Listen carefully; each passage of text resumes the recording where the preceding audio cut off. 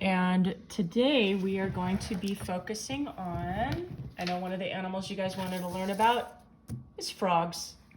So I picked a frog. I think tree frogs are cute, and I'm sure a lot of you are going, oh, right now. Does anybody know what kind of tree frog this is?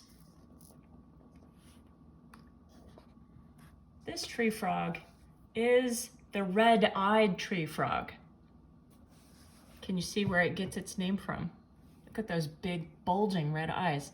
Now just looking at our tree frog friend here, what adaptations can you see, or maybe you know or can name, that help this animal survive?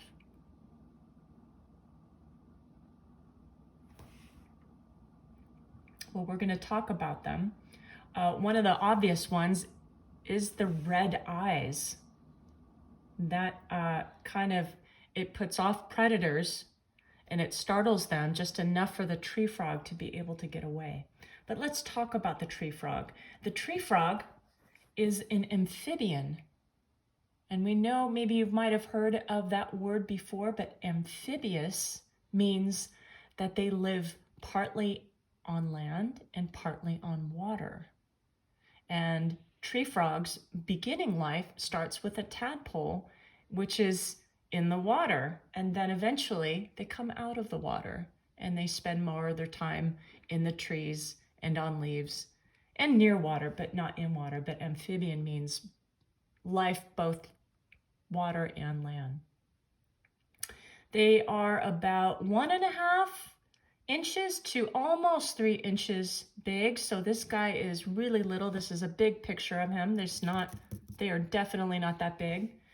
And their lifespan is only 5 years. They only live to be 5 years.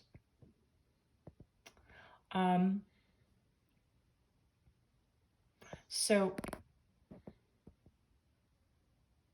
these types of tree frogs live in rainforests, and they sleep by day, so they're nocturnal. They like to be awake at night, but they sleep in the day. They stick themselves on the bottoms of leaves. So if you look at their, I don't know what to call these. They're not hands, but they're like their front digits, their front, yeah, we can call them hands, but they're not really hands.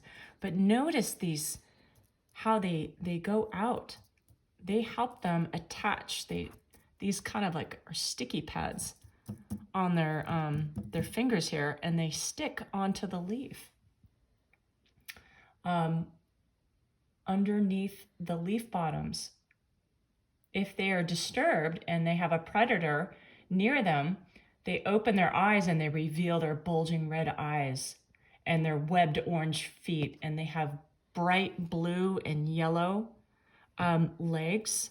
So you can notice that all these bright colors. So it startles their predators. It's called a startle coloration, and it may give a bird or a snake a pause. So it just kind of startles whatever's going to try to eat it. And it gives that frog a split second to jump away to safety.